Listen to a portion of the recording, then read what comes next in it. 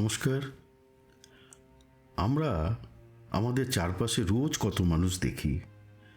কেউ খুব ভালো কথা বলেন, কেউ অনেক বড় বুদ্ধি নিয়ে ঘোরেন, আবার কেউ বা চটজলদি চতুরতা দেখিয়ে নিজেকে সবার চেয়ে শ্রেষ্ঠ প্রমাণ করতে ব্যস্ত থাকেন। কিন্তু সত্যি কি এরাই প্রকৃত বুদ্ধিমান, নাকি আসল বুদ্ধিমত্তার সংজ্ঞাটা একটু অন্যরকম? আজকের এই কঠিন দুনিয়ায় দাঁড়িয়ে আসুন একটু শান্ত হয়ে ভাবি, একজন প্রকৃতি বুদ্ধিমান মানুষের আসল যোগ্যতা বা গুণাগুণগুলো ঠিক কী কী, আর কেনই বা তারা চারপাশে চেনা মানুষের মতো সবসময় একটা অকারণ চাপ বা উত্তেজনা তৈরি করেন না? প্রকৃত বুদ্ধিমান মানুষের প্রথম এবং সবচেয়ে বড় যোগ্যতা হলো তাদের মনের গভীর স্থিরতা। তারা কোনো কিছু প্রমাণ করার জন্য তাড়াহুড়ো করেন না। তারা জানেন ফাঁপা কলসি যেমন বেশি বাজে, তেমনি অগভীর জ্ঞান সবসময় নিজেকে জাহির করতে বেশি চিৎকার করে। আসল বুদ্ধিমান মানুষরা মন দিয়ে অন্যের কথা শোনেন। তারা তর্কে জেতার চেয়ে সত্যিকে বুঝতে বেশি ভালোবাসেন। এই অহংকারহীন নীরবতাই হলো তাদের প্রথম গুণ।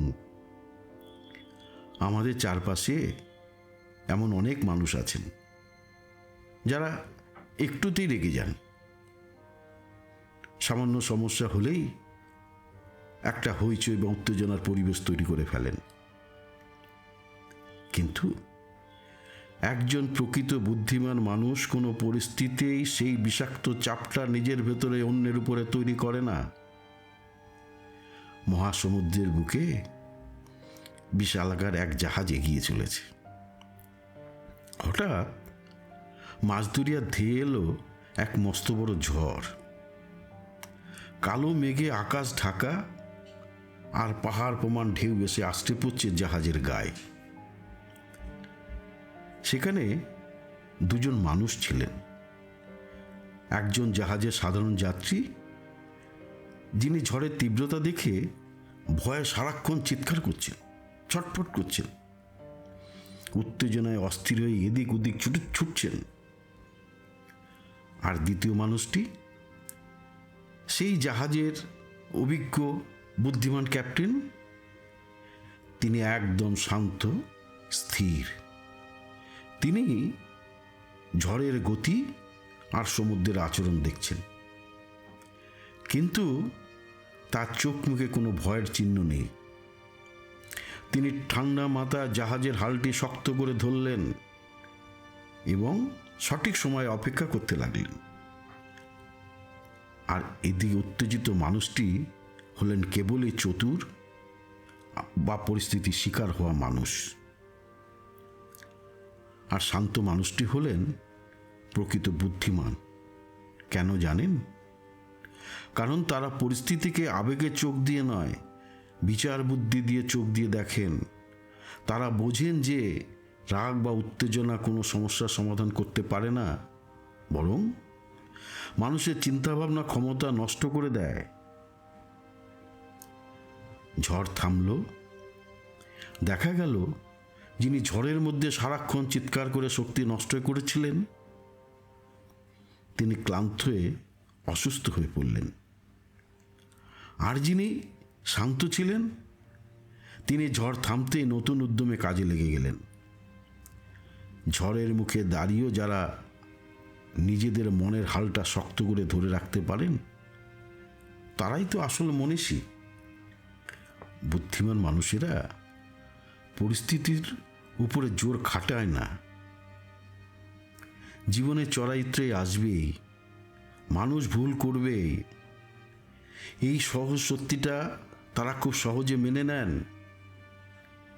তারা নিজেরও ভুলটাকে যেমন হাসি মুখে স্বীকার করতে পারেন, তেমনি অন্যের ভুলটাকে ক্ষমার চোখে দেখেন। তাদের এই সহনশীলতাই চারপাশের পরিবেশকে সবসময় হালকা আর শান্ত করে রাখে। তাদের সান্নিধ্যে এলে অন্য মানুষও মন থেকে সব চাপ ক্লান্তি ম্যাজিকের মতো ধুয়ে মুছে যায়। আমরা প্রায় চালাক আর বুদ্ধিমানকে এক করে ফেলি। এখানেই মস্ত বড় গলদ।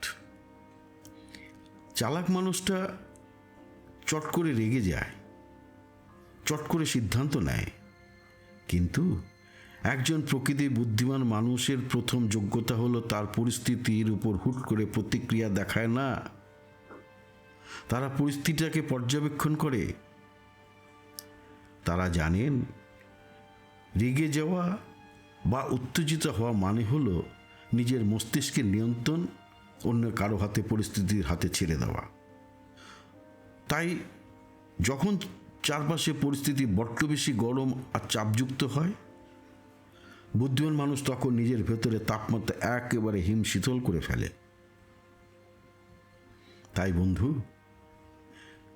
জীবনের হিসেব মেলাতে গিয়ে যদি দেখেন এই যে দুনিয়া সেই চতুরতা বা হুঁশিয়ারি আপনার আর শেখা হলো না, তবে একটু অপেক্ষা করবেন না।